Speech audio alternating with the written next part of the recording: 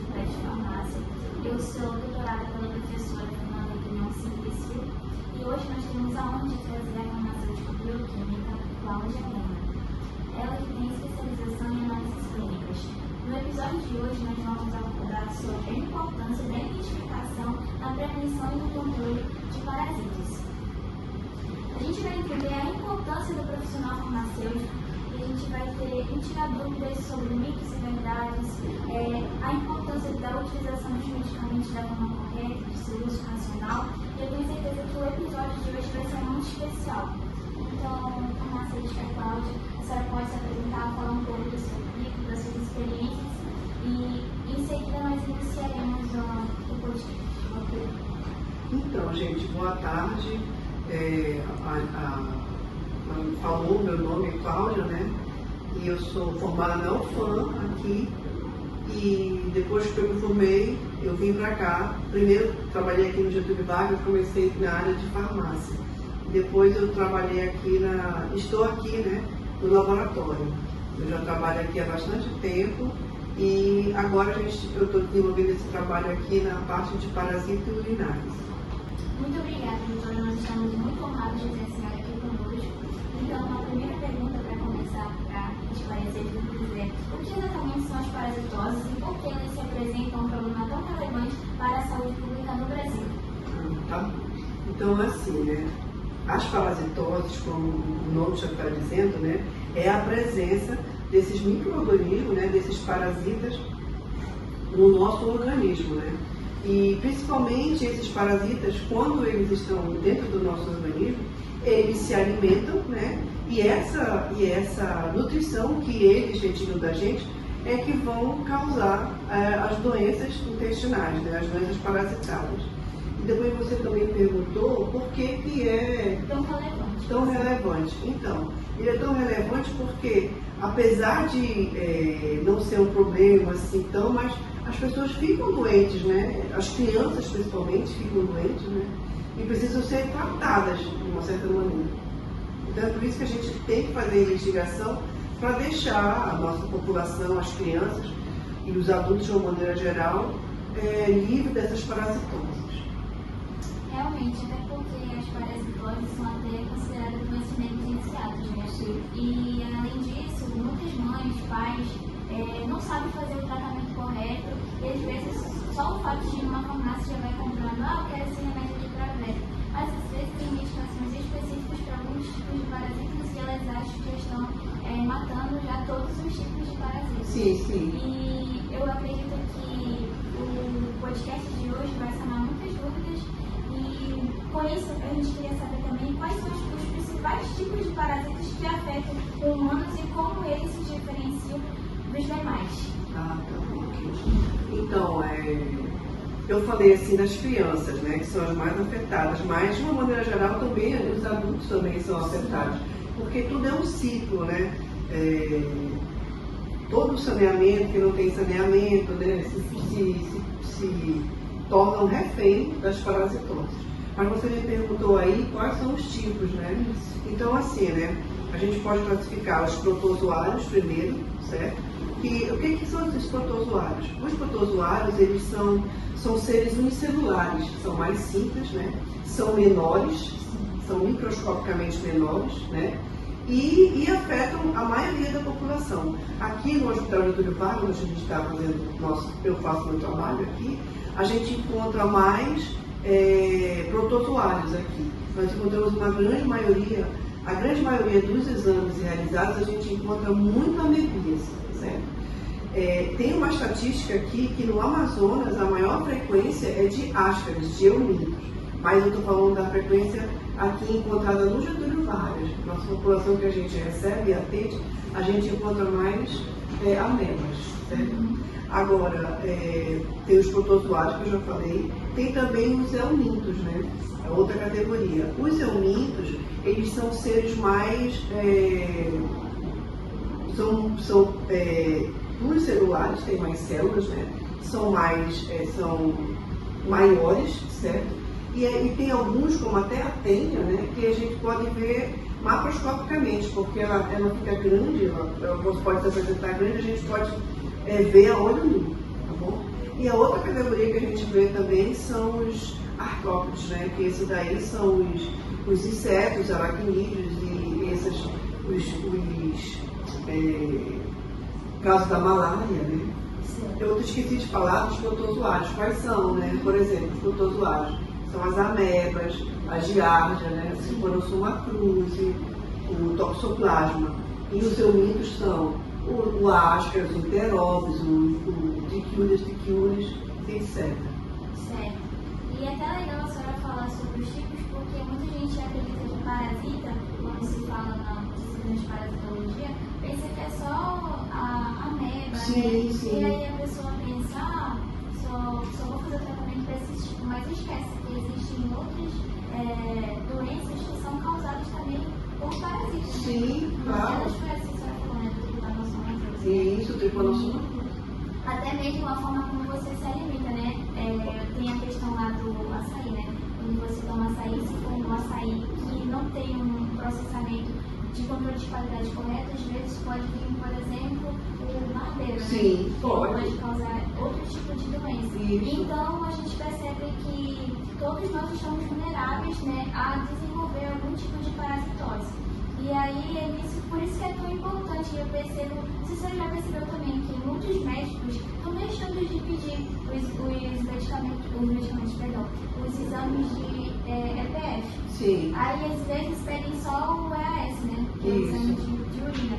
Então, eu acredito que esse podcast tem grande relevância, porque as pessoas têm que entender que elas não estão sujeitas só às doenças crônicas, né, que são as cardiovasculares, metabólicas, etc. Mas às vezes o mal-estar que você está sentindo pode ser um parasita que esteja lá roubando sua energia, esteja deixando você até mesmo anêmico, sem vontade de fazer uma atividade. Então, por isso que é tão importante a gente falar sobre esse assunto, que eu percebo que está ficando tão de lado pelos próprios profissionais, às vezes, da saúde, médicos, enfermeiros. Então, mais uma vez, por isso que nós trouxemos esse tema. E agora, indo para a terceira pergunta, quais são as parasitoses mais comuns que a senhora encontra na prática clínica? Pode ser especial mesmo aqui no Getúlio Vargas. Então, eu já tinha falado, mas vai ser, né? Tudo bem, né? Sim. Vai ser geral. Então, aqui no Getúlio Vargas, né? Aqui, a gente encontra mais protozoários, tá? A gente encontra mais ameba, certo? E a parte de eumintos, eu observei que depois da pandemia, né? Porque durante a pandemia usou muito ivermectina, né? Então não sei se foi isso que diminuiu, mas eu notei que a quantidade de eumintos ela diminuiu bastante. A gente encontra ainda hoje, mas a maioria dos achados aqui no laboratório são de protozoários. Quais são os sintomas mais característicos das parasitoses? Existe algum sintoma específico que a senhora sempre acende assim, um alerta nas suas pesquisas, nas lâminas? Então, é assim, né? Os sintomas das parasitoses, de uma maneira geral, você não pode fixar uma só, né? Porque são vários sintomas que a gente tem, né? Por exemplo, o paciente pode apresentar o que é mais característico, dor abdominal, né? Diarreias, né? Vômitos, náuseas. Então, é mais assim um conjunto desses sintomas. Geralmente, quando a gente está falando de criança, geralmente são as diarreias, né? Então, as crianças são mais acometidas de diarreia, né? E que aí leva ao tratamento do protozoário, da parasitose, né? Mas, de uma maneira geral, a gente não tem, assim, um quadro fechado para diagnosticar a parasitose, né? Mas existem esses sintomas que podem servir de alerta. Sim. E isso é tão comum porque hoje em dia, às vezes, as pessoas já acham comum ter um quadro de crise de diarreia. Sim. Aí não vou investigar, tipo, vou numa farmácia, vou comprar um Bactrim, né? Que é muito comum. Sim. Mas não vai ao médico lá, vou fazer pelo menos um check-up para verificar o que realmente está acontecendo, se é uma infecção, se é uma nova infecção, ou se realmente é um parasita, se foi algo que ela comeu, porque tem muito isso da pessoa ter um quadro de diarreia e ela se acha que foi porque eu comi alguma comida que não me fez bem, mas ela nunca associa com parasitose, né? Exatamente. Uhum. E, por exemplo, assim, as pessoas que têm esse quadro de alerta,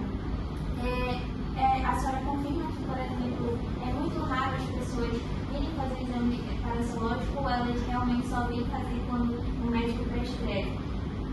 Então, é assim, né? O que a gente observa aqui, porque a gente só atende o paciente daqui o ambulatorial, né? Eu atendo o ambulatorial e o paciente internado. Então, na minha experiência aqui, eu atendo aqui aqueles que vão ao médico e que o médico solicita, entendeu? Agora, eu acho que esses pacientes, assim, desses casos, eles são atendidos mais, assim, em pronto-socorro, né? Quando está com diarreia, uma diarreia crônica e tudo, eles devem se deslocar mais para o pronto-socorro. Como aqui a nossa unidade não recebe esses pacientes, né? A gente só recebe os pacientes que vêm já marcados. E aí esse daí vem, faz o exame direitinho, faz a coleta direitinho e traz, né? Entendi. Então, o que as pessoas mais precisam entender sobre a transmissão dos parasitas? Onde geralmente está o ponto fraco, que leva à contaminação. Aí nesse caso a senhora pode contextualizar em relação às vezes, a falta de cuidado para a pessoa manipular um alimento, a lavagem das mãos. Sim. Às vezes até a pessoa vai e usa o transporte público, né? E nem passa pelo menos, porque depois da pandemia teve aquele hábito de passar o álcool em gel. Mas na minha concepção eu vejo que esse hábito tem se perdido aos poucos. Isso. E parece que a gente está regredindo e voltando ao que era antes, né? Sim. E é fato que eu acho que falta mesmo um pouco de cuidado da população em si consigo mesmo. E não realmente, claro que o governo, né, tem muita culpa em relação à falta de saneamento básico. E em muitos locais, principalmente em Manaus, não existe saneamento básico. Mas acredito que falta muito dessa conscientização, inclusive nas escolas, né? Hoje eu percebo que tem pouca conscientização nas escolas, nos trabalhos, até mesmo na televisão. Antigamente na televisão apareciam muitos anúncios, né, de propaganda, de cuidados, e hoje eu percebo que não tem. Então você poderia falar sobre qual é geralmente o ponto mais fraco que leva à contaminação e o que as pessoas precisam entender sobre a transmissão dos parasitas? Ok. Então, assim, né? Existem várias maneiras de transmissão dessas parasitoses, né? Elas podem ocorrer através da alimentação, né? Alimentos mal manipulados, ou seja, mal higienizados, né? A gente pode também contaminar, por exemplo, andando descalço, né? Em solos que estão sujos, com fezes contaminadas, a gente pode se contaminar também, né? E principalmente o que a gente vê é como você falou, né, que o cuidado da gente com as nossas mãos, né, com os nossos objetos de higiene, né. Pô, eu cheguei em casa, às vezes a gente está com fome, eu quero logo comer, vou logo comer. Não, gente, a gente tem que ter esse hábito de lavar a nossa mão, porque nós estamos falando de micro-organismos, né. Então esses micro-organismos estão lá, estão presentes, a gente não está vendo, né. E aí a gente precisa ter esse hábito de, geralmente, de fazer a nossa higiene, né? Foi ao banheiro, higienizar as mãos. Quando for fazer nossas refeições, higienizar as mãos. Os alimentos, chegar com hortaliças, colocar de molho hipoclorito, né? Deixar lá um pouco de hipoclorito. Se não tiver hipoclorito, usa outra coisa, vinagre, que seja. Mas é importante a gente ter essa rotina, certo? Porque eu acho que isso ajuda muito, porque essa barreira está dentro da nossa casa, é a gente que faz, né? Então é importante a gente fazer isso daí. Eu acho que iria ajudar em muito, né? Sim, com certeza. E falando em relação à higienização dos alimentos, a senhora poderia explicar como é feito? Porque, como a senhora falou, muitas vezes a pessoa vai no supermercado, compra e só, às vezes na sacola mesmo, do jeito que está aquelas sacolinhas transparentes, já coloca na geladeira. Isso. A senhora já poderia dar uma dica como seria a correta higienização? Então, quando a gente compra esses alimentos, né, aparentemente eles estão limpos, né, mas a gente não está vendo realmente se eles estão totalmente higienizados. Então, é importante chegar em casa, principalmente as folhagens, né, verduras. Chegou em casa, pega um recipiente, uma bacia limpa, né, coloca água e coloca hipoclorito, 3 ou 4 gotas, e deixa esse vegetal de molho nesse hipoclorito por 10 minutos, 15 minutos, certo? E depois você lava. Com esse simples ato, você está minimizando e muito, né, o risco de você pegar um protozoário que esteja lá e você nem está vendo, tá bom? Então isso é muito importante. E é uma coisa que não demora, né? Nada. Às vezes fato de você chegar no supermercado, já você coloca de molho o alimento e você já pode fazer outra coisa enquanto o alimento está lá de molho, e você acaba aqui gerando mais qualidade de vida para sua família, para os seus filhos e para todos aqueles que moram com você. E a próxima pergunta é: como é feito o diagnóstico das parasitoses? E o exame de fezes é sempre suficiente para o diagnóstico? Ok. Então, né, o diagnóstico geralmente ele é feito pelo exame parasitológico de fezes, né, o nosso EPF, né, e sendo que para auxiliar a gente tem outros exames, né, você pode lançar, o médico pode lançar a mão de um hemograma, se ele está um paciente entrou no pronto-socorro, né, e está com um hemograma que tem uma certa eosinofilia, ele pode lançar a mão e dizer, olha, vamos ver se tem alguma parasitose, né? Existem as sorologias também, porque também tem as parasitoses como o plasmódio, esses outros também a gente detecta pelo sangue. Então, não só o exame parasitológico, mas a gente pode associar outros exames, o hemograma, as sorologias e até mesmo exames de imagem. Outro dia eu recebi aqui, o paciente estava fazendo uma endoscopia lá embaixo, e a médica, quando fez a endoscopia, observou uma larva no duodeno, né? E aí ela tirou e mandou, e era um necato. Então, quer dizer, o exame de imagem também auxilia, né?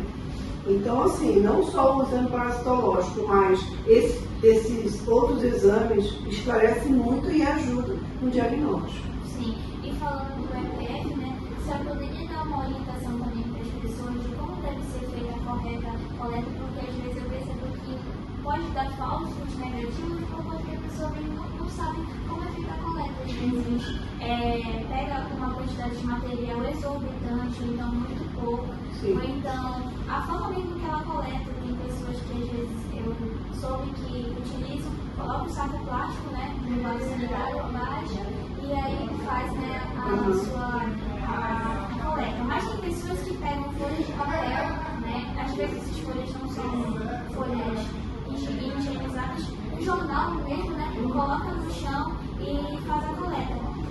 Esses tipos de coletas pode dar variação nos resultados dos exames, ou a senhora tem uma correta forma de fazer a coleta para a pessoa fazer o exame parasitológico? Então, o ideal é que a gente consiga obter essa amostra do parasitológico, né, das fezes, da maneira mais isenta, né, de qualquer contaminação, né?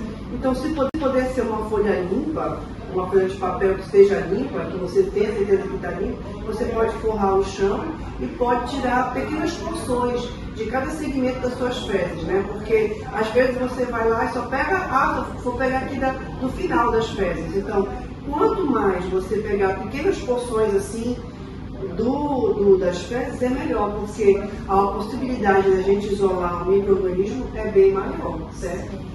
E aí você também traga, com relação à quantidade, você perguntou, né? Não precisa ser uma quantidade exorbitante, né? Uma quantidade mínima é o suficiente para a gente fazer o exame. E também que os potes também sejam de boca larga e estejam limpos. Certo. Existe realmente a necessidade de tomar vermífugo a cada 6 meses? Essa pergunta é muito importante. E em que situações não é indicado tomar? Okay. Então, assim, essa questão de vermífugos a cada 6 meses depende muito do local que você se encontra, né? Veja, se eu estou numa área que eu tenho saneamento, tenho água potável, né? Tenho um ambiente que não necessita da presença, que a princípio não tem a presença desses micro-organismos, então não é necessário essa vermifugação a cada 6 meses. Mas se eu estou num ambiente que não tem nada disso, né, e que tem, por exemplo, crianças, e que tem muita presença de crianças, então é necessário que a gente vermifugue as crianças, principalmente de 1 até 7 anos, é necessário que elas sejam vermifugadas, né? Sim. Então não é necessário quando você estiver fora desses ambientes que estejam isentos desses micro-organismos. Sim. É interessante também frisar que às vezes até o próprio piolho, né, é considerado parasita. Sim, né? sim. E aí a pessoa às vezes vai tomar, não se atenta, né, nesse assunto, e às vezes tem medicações também no mercado que ajudam, né, a combater o piolho, e a gente percebe que as crianças que têm, né, piolho, elas parecem que são crianças assim, mais anémicas, né, têm energia mais baixa, e a gente vê a boa importância, né, desse tema na vida das crianças, dos idosos e também dos adultos, né, dos jovens em geral. Então é bom saber que a gente não precisa tomar a cada 6 meses, que a gente desmistificou o mito. Sim, não precisa tomar a cada 6 meses. Qual é a principal mensagem de prevenção que a senhora deixaria para os estudantes de farmácia e para toda a comunidade que está nos escutando? Então, eu acho importante a mensagem é que os alunos de farmácia sejam alunos multiplicadores, né? Que eles levem essas informações, que às vezes são informações tão básicas, mas que as pessoas, parece que durante a sua rotina do dia a dia, vão perdendo essas informações, esses hábitos, né? Que informações são essas? Nossa, é a informação de lavar a mão, é a informação de higienizar os alimentos, né? É a informação de ter cuidado de chegar em casa, lavar suas mãos sempre, né? Ter as unhas cortadas.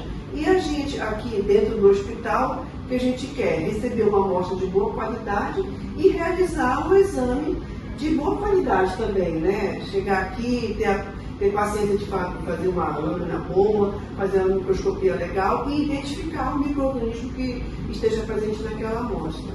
Sim. E também é importante frisar que as pessoas não têm que ter medo, né? Às vezes as pessoas ficam tanto medo, vou tomar meta e vai sair, quando eu tomar esse medicamento, vai sair, os avós, né, eles me falavam que ia sair pelo ouvido. Isso, é importante frisar que as pessoas não têm que ter medo, né? Exato.